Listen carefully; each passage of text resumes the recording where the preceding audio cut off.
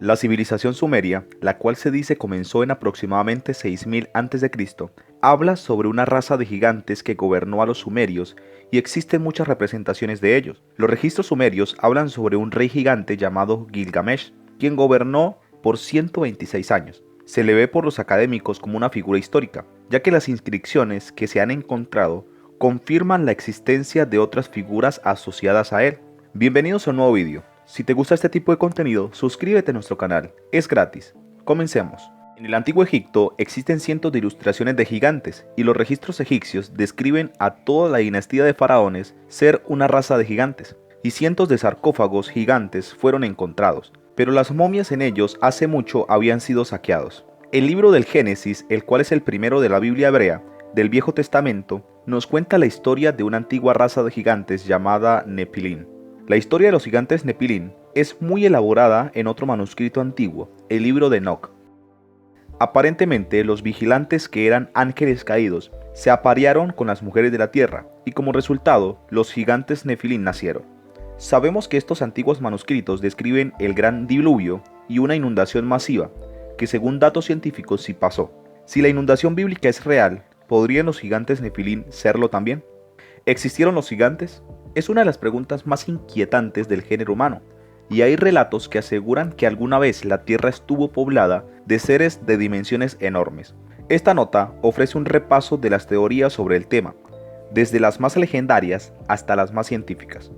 Hay leyendas múltiples, se desprenden de todos los rincones del planeta, desde tiempos inmemoriales, aunque también existen relatos, muchos de expedicionarios en la literatura, de arqueólogos y de personas comunes que aseguran que la faz de la Tierra alguna vez estuvo habitada por gigantes. Pero, ¿hay evidencias? De la mitología a la Biblia. Siempre hay un mito fundacional. En este caso surge en Epopeya de Gilgamesh, 2500-2000 a.C., la obra épica más antigua conocida de origen sumerio que narra la historia del rey gigante. En el Mahabharata, texto épico religioso del siglo III a.C. del hinduismo, aparece Putana, una denominada gigante que amamantó con su pecho envenenado al bebé Krishna. En la mitología griega están los hiperbóreos, los gigantes que vivían más allá de los vientos norte, y los titanes, como Prometeo, que dio el fuego a los hombres. También hay relatos de la mitología nórdica y germánica, con personajes como los Chotuns, enemigos de los dioses, y más, mucho más. Figura de Gilgamesh que se puede apreciar en el Museo de París. Los masones, los rosacruces, los teósofos, los documentos religiosos incluyendo la Biblia, los grandes místicos como Rudolf Steiner y Edgar Cayce, y las tradiciones orales indígenas de todo el mundo creen que los gigantes existían. Todos los exploradores tempranos, bien conocidos en las Américas, John Smith, Francis Drake, Francisco Vázquez de Coronado, Fernando de Magallanes, Américo Vespucio, Hernando de Soto, entre otros, todos aseguraron que al encontrar pueblos nativos habían gigantes, desde la actual Virginia, Estados Unidos, a la Patagonia. En la Biblia es bien conocido el relato de David venciendo a Goliat, pero esta no es la única aparición de los gigantes en el texto sagrado del cristianismo. Aparecen en el Viejo Testamento, Génesis 6, versículo 4, donde se puede leer: por entonces, también en épocas posteriores, cuando los hijos de Dios cohabitaban con las hijas de los hombres, y éstas tuvieron hijos, aparecieron en la tierra los gigantes, Nefilín en hebreo. Estos son los esforzados varones de los tiempos primeros, los héroes famosos. O en Números 13:33, cuando Moisés envió a los espías a la tierra de Canaán, regresaron con la noticia de que allí habitaban gigantes. Allí nacieron los famosos gigantes de los primeros tiempos, de gran estatura, expertos en la guerra. Pero no fue a ellos quien Dios eligió y les dio el camino de la ciencia. Ellos perecieron por su falta de discernimiento, perecieron por su insensatez. Baruch 3:26, 3:27 y 3:28, o así también, al comienzo, cuando murieron los orgullosos gigantes, la esperanza del mundo se refugió en una balsa, Arca de Noé, que conducida por tu mano, Yahvé, dejó al mundo la semilla de una nueva humanidad. Sabiduría 16:6 y más. Quizás la más conocida de todas las historias vernáculas documentadas es la de los patagones. Estos seres que quedaron registrados en la bitácora del marino portugués Fernando de Magallanes, 1510, durante la búsqueda de un paso entre el Atlántico y el Pacífico. estrecho que encontró y hoy lleva su nombre. Vimos cerca de la playa, en la Tierra de Fuego, un hombre que era tan grande que nuestra cabeza llegaba apenas a su cintura, escribió entonces Antonio Pifetta, marino fiel a Magallanes. Los llamaron patagones, por el tamaño desmedido de sus pies, y de allí deriva la palabra Patagonia, claro. Sin embargo, otras aseguran que Magallanes recogió el nombre de una novela popular de ese entonces, Prima León, 1512, que presentó una raza de gente salvaje llamada Patagonians. El famoso corsario inglés, explorador, comerciante de esclavos y político Sir Francis Drake se encontró con los gigantes patagónicos. Durante su relato difiere del de Magallanes. Magallanes no mintió del todo al nombrarlos como gigantes. Por lo general, difieren del común del hombre, tanto en estatura, grandeza y fuerza del cuerpo, como en la fealdad de sus voces. Pero no son nada monstruosos y gigantescos, como fueron representados. El explorador neerlandés Jacob Lemonnier navegó por Sudamérica en 1615 y dejó un mapa de la zona que hoy es el puerto deseado, Santa Cruz, Argentina. Con un curioso detalle, describió el punto H como el lugar donde encontraron el sitio del entierro de un gigante, cuyos huesos medían entre 10 y 11 pies de largo, o sea, más de 3 metros. Estos expedicionarios no fueron los únicos de aquellos valientes y ambiciosos que tuvieron en el Nuevo Mundo experiencias con seres que en la actualidad parecen sobrenaturales. José de Acosta, un jesuita antropólogo y naturista español que desembarcó en América en 1571, por ejemplo, escribió en su Historia Natural de las Indias de los chichimecas, pueblos originarios que ocuparon parte de México y llegaron hasta Potosí. Eran gigantes que arrancaban las ramas de los árboles como nosotros deshojamos lechugas. Por su parte, Juan de Velasco, jesuita ecuatoriano, destacó en su Historia Antigua del Reino de Quito, 1789, que Manta fue a principios de la era cristiana el teatro de la espantable raza de gigantes, y detalló los tamaños espectaculares de esqueletos y huellas encontradas. En Europa, José Terrubia, misionero franciscano, geólogo, paleontólogo y espeleólogo español, describió en su Historia Natural Española, 1754, el hallazgo de un esqueleto de 96 pies de alto, 29 metros, en cuyo cráneo cabían 20 libras, 9 kilos de harina y más. Entre las leyendas folclóricas de los pueblos originarios que sobrevivieron el paso del tiempo, existen diferentes personajes con características gigantes. El arraigo de estas creencias en la parte del globo es tan grande que en un museo de Estados Unidos descansan los restos de Catwa, conocido como el gigante suramericano de 2 cabezas. Según la leyenda, el origen de este ser sería patagónico o guaraní. El gigante Catwa, de 3,66 metros, se encuentra en Estados Unidos. Para Luis Borrero, licenciado en antropología, investigador de CONICET y uno de los científicos más respetados del país con respecto a excavaciones en la Patagonia, no existen evidencias de una raza de gigantes en esta región. Autor de cientos de papers con una extensa trayectoria en el trabajo de campo, Borrero explicó a Infobay Culture que tantos años de trabajo jamás encontró ninguna evidencia de gigantes. También en la literatura. Más allá de los mitos y bitácoras del viaje, los gigantes están presentes en la literatura, aunque generalmente a través de historias pensadas para niños.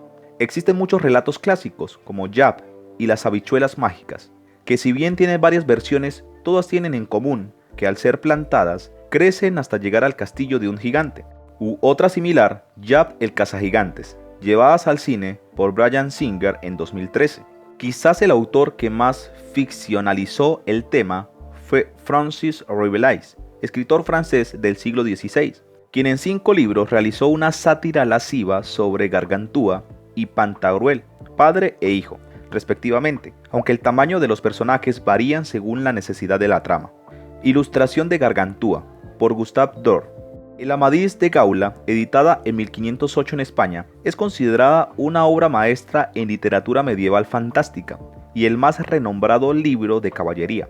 Existen diferentes versiones sobre su verdadero origen, aunque no hay dudas sobre la presencia de gigantes y gigantas, que forman entre sí diferentes linajes con características en común, como soberbios y traicioneros.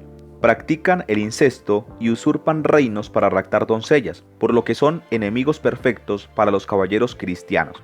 Una de las obras más destacadas de la literatura universal, El ingenioso hidalgo Don Quijote de la Mancha, 1615, de Miguel de Cervantes Saavedra, también hace alusiones a gigantes o jayanes, aunque eran en realidad molinos de viento. Los viajes de Gulliver, de Jonathan Swift, novela publicada en 1726 bajo el heterónimo de Lemuel Gulliver, es una de las obras más representativas del irlandés Jonathan Swift. En este clásico, Gulliver primero llega a Lilliput, donde él es visto como gigante, para luego seguir su travesía a Brobdingnag, donde sí encuentra seres de estatura inmensurable. Otras historias donde los niños vuelven a escena son El gigante egoísta, 1888, cuento de Oscar Wilde, y El gran gigante bonachón, 1982, Roald Dahl. Y más acá en el tiempo se encuentra Rubeus Hagrid, dentro del universo de Harry Potter, 1997, creado por J.K. Rowling. Y más, muchísimos más. En el largo camino de la evolución se descubrieron seres como el Homo floresiensis, en la isla indonesia de Flores. Estos homínidos tenían una estatura alrededor de 1 metro de altura, y por eso se le conoce como hobbits, en honor al personaje de la saga del Señor de los Anillos. Los hobbits se habrían extinguido hace 50.000 años, en la misma época en que el Homo sapiens comienza a expandirse por el planeta. Entonces, ¿es posible que como hubo espacio para el desarrollo de hobbits, también lo hubo para gigantes? Para Borrero, la evolución no es predecible, y cualquier cosa que sea seleccionada por selección natural, lo que significa una acomodación con su ambiente, puede darse. Entonces, no es una cuestión de si hay o no lugar, sino de si las condiciones existieron para que eso ocurriera. No hay registro de tales condiciones dentro del proceso de hominización. Si hubieran existido, seguramente tendríamos algunas evidencias, pues huesos más grandes tienen muchas mayores posibilidades de preservarse. En cambio, tenemos buenos registros de varios homínidos con huesos pequeños y frágiles, que es lo que ha predominado en nuestro proceso de hominización, explicó. En 2010, la cueva de Denisova, dentro del macizo Altai, en Siberia, un equipo de arqueólogos halló un molar y el hueso de un dedo. Luego del análisis de ADN realizado por el Instituto Max Planck de Antropología Evolutiva, se llegó a la conclusión de que el diente perteneció a una especie homínida hermana que murió hace 40.000 años, a la que se denominó denisovanos. En aquel tiempo, los Homo sapiens compartían el continente eurosático con otras poblaciones humanas, como también con los neandertales, por lo que el descubrimiento colocó a los denisovanos en el mismo espacio. Es un lugar increíble, porque en realidad es el único lugar en el mundo donde sabemos que vivieron 3 grupos diferentes de humanos con historias muy diferentes, dijo entonces Stein Pappu, líder de la investigación. Estudios posteriores, tanto en el hueso como en el diente, demostraron que los denisovanos dejaron su huella en los humanos modernos, aportando alrededor de 5% del genoma de los megalecios actuales. Una de las características más llamativas del molar fue su tamaño, más grande de lo que los Homo sapiens y los neandertales. Vance Viola, antropóloga de la Universidad de Toronto, quien se encargó del análisis dental, aseguró que si bien es difícil decir cómo se verían los dientes grandes de Denisova, debido a que las muelas del juicio tienen formas notoriamente variables, no hay duda de que estos dientes grandes con raíces masivas probablemente requerirían mandíbulas masivas. Para Borrero, el tamaño del molar no representa una prueba sobre la altura ni la complexión del individuo al que le perteneció. En general, los molares no son buenos predictores del tamaño del individuo. Si es grande, implica un tamaño grande de la mandíbula, en que debe acomodarse. No es una pieza que se selecciona para hacer alometría, pues carece de la sensibilidad requerida. El caso denisovano incluye una muela de juicio, que es todavía más variable de tamaño. Breve historia de los gigantes en Estados Unidos de Washington a Lincoln. Estados Unidos es uno de los países donde se encuentra la mayor cantidad de documentación sobre la existencia de gigantes.